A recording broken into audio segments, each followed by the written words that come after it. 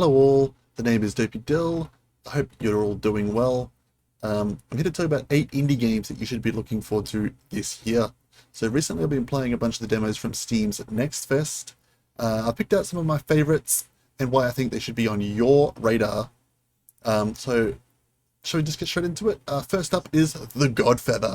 Developed by Hojo Studio, an indie team based right here in Australia. The game's premise? Take back the old neighborhood. Used to be an honest Boyd could make a living. Now your enemies have moved in and flocked up the whole operation. The Godfather has tasked you with taking back the old neighborhood, one borough at a time. It's time to send a message from above. To take back each borough, you have to defecate on your enemies. Local people having lunch, lovers on a park bench, bird watchers, and little troublemakers, to name a few. That progresses you through each borough, but you can choose to defecate on every civilian if you choose. You have a meter in your top left, which is your ammo, that if you run out, you rate a bin to refill the meter. You also have to watch out for the cockatoos, which act as the police. If one spots you, you have to find the nearest tree to hide in before the drone gets you. Once you progress through each stage, you end the level with a boss fight with the most Dark Souls boss music you'll ever hear. And it got even better when it appears the lyrics are free shampoo.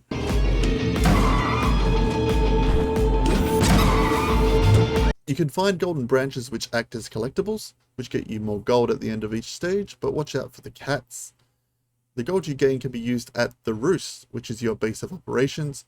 In the demo, only one vendor is available, Johnny Two Feathers, who lets you buy upgrades for your next run. It seems the game is definitely roguelike, or light, which I like. The Godfeather, a Mafia Pigeon saga, releases later this year. I've wishlisted it and I'm very keen to play this Aussie-made game. The Godfeather is a game I saw during PAX, but I never got the chance to play it. But I'm so glad I finally got to play it during Steam's NextFest. What are your thoughts on the game? Let me know in the comments. Now, the next game we're moving on to is Driftwood. Driftwood is a game about downhill longboarding and a sloth named Eddie. Ride as fast as you can and watch out that you don't fly out of a curve. It is developed by Stoked Sloth Interactive, a team based in Berlin, Germany. The demo supplies you with one tutorial course and one main course. Now the object of this game is to get the highest possible score by drifting around corners, gaining as much speed as you can throughout the course, and disrupt the leaves. Not kidding. But every bit of gameplay feels connected and smooth. You're given a few choices in the demo for customization. 3 different types of wheels and 3 types of boards. I'm excited to see what future customization we get in the full game and how it will impact the game. Will we need to use different board and wheel combinations depending on the course? This is a demo I found myself continuing to play even when I should have moved to the next demo or do chores around the house. It's a very simple concept but very addicting to play and go for that high score, which when you finish a course you have a leaderboard of your best scores or best time. You can switch between them. It'll be interesting if we get an online leaderboard upon full release. The soundtrack based off the tracks included indicates which we are getting a nice lo-fi soundtrack, which personally fits this style of game, in my opinion.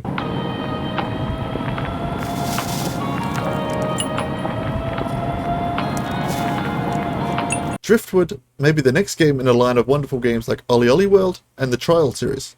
I wishlisted it instantly and will be very much looking forward to it when it releases sometime this year. So what did you think of Driftwood? Do you think it'll be one of the next big arcade sports games or no? Let me know. Now, up next is a massive game I've seen taking over Twitch, over the internet really, and that's Dark and Darker.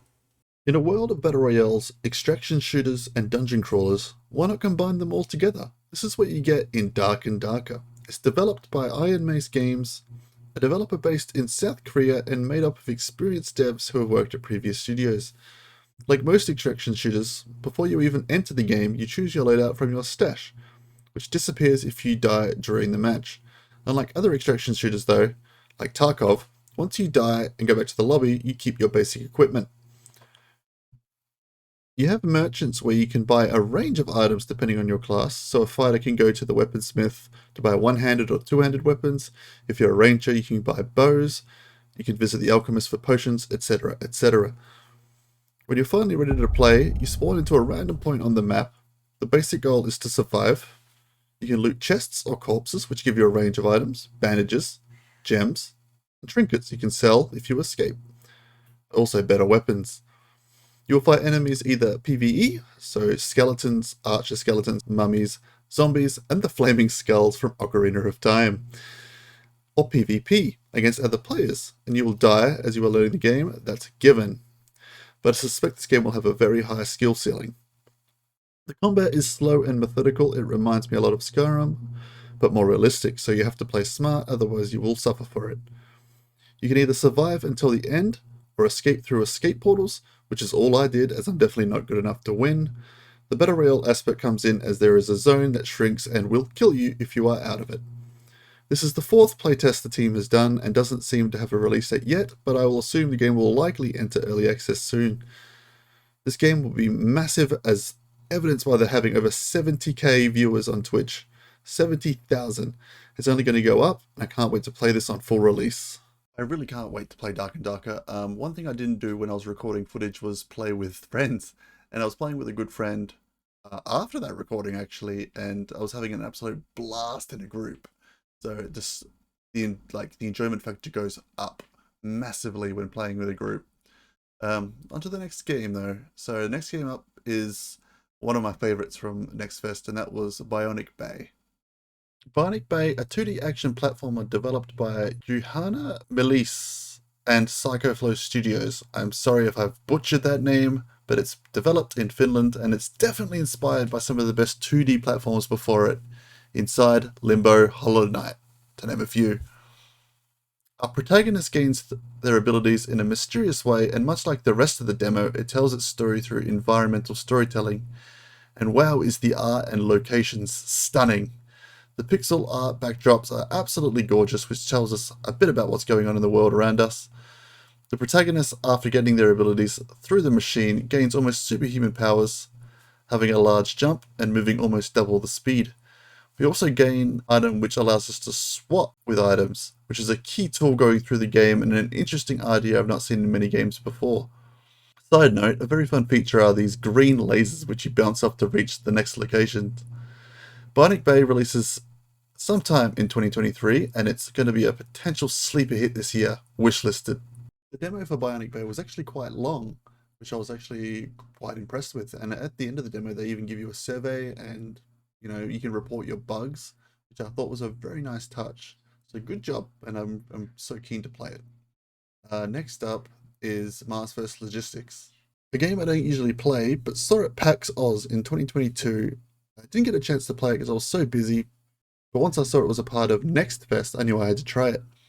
Developed here in Australia by Ian McLarty, Mars vs Logistics is an open-world physics simulation game where you must take on jobs and build up your rover to complete them.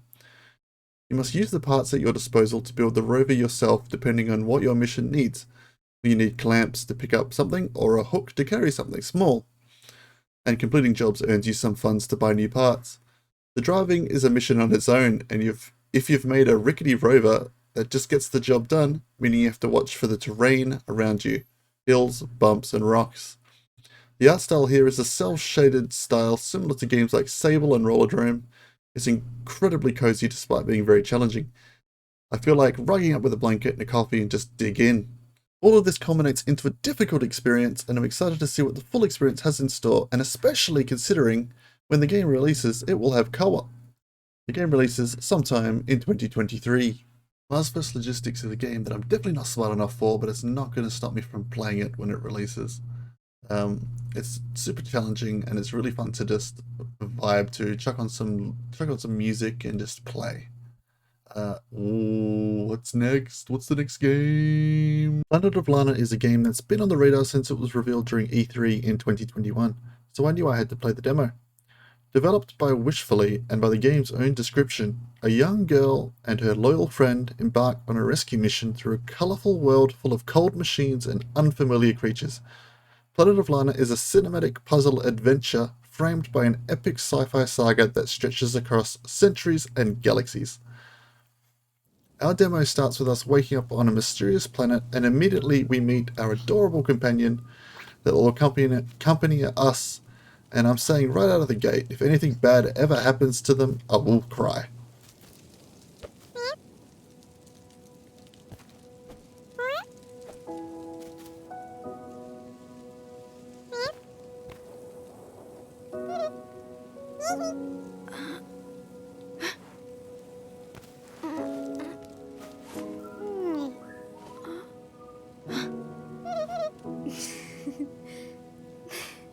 You can control our buddy with the press of a button, telling them to stop, calling them to catch up, or pointing them to an item or puzzle.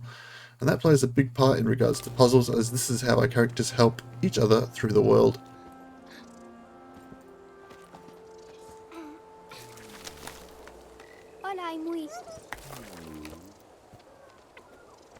We do encounter some enemies throughout the world and requires us to use stealth, as if one of us gets caught, it's game over. All of this is part of a journey through a hand-painted world full of some gorgeous art, and really want to see the vistas the game will give us on full release. Planet of Lana is a cinematic puzzle adventure game coming to Xbox and PC in spring 2023. Planet of Lana and Dark and Darker were probably the two biggest indie games from NextFest, so it's not surprising that these are, making the top games from NextFest lists and stuff like that, so it's no surprise really. Up next though is it's time to get metal. It's Meat Grinder. Meat Grinder, a demo I was recommended to play by a good friend during NextFest. The game is developed by Vampire Squid, which is led by a single developer named Mike Polgosha. The game, by its own definition, is a brutal and fast-paced FPS inspired by the best retro shooters and action movies. Fight hordes of punks in ever-changing environments and grind the meat.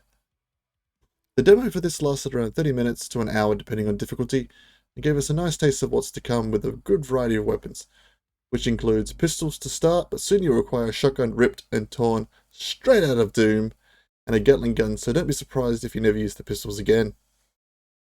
Our main character is also equipped with some abilities, from a basic dash to being able to slow down time, but the main one you'll be using throughout is the grappling hook, which will get you between the moving trucks fluidly. What the description earlier failed to mention is the soundtrack that accompanies the game will have you headbanging along with this one.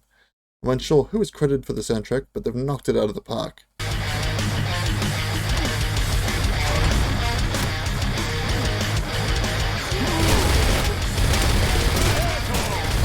This action-packed, fast-paced boomer shooter releases Q2 2023. That was Meat Grinder. That's a game that definitely gives me Doom vibes, and I'm going to be able to switch my brain off and just play it. And finally, lastly, we're coming to the end.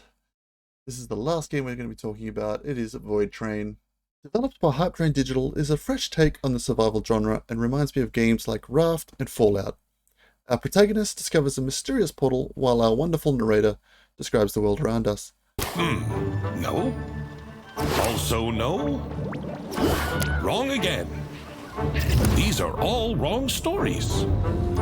Ah, there it is, the forest. This train was passing through impenetrable, dense forests. I'm unsure who the voice actor is, but they are wonderful. Once we activate the portal and get sucked into it, we discover our home, a train floating in a mysterious void. We are attached to it by a rope, which means we can jump off the train to collect resources, wood, metal, ice, etc. We get a book right out of the gate, which is our journal, as the game does have quests and somewhat of a story. More on that soon.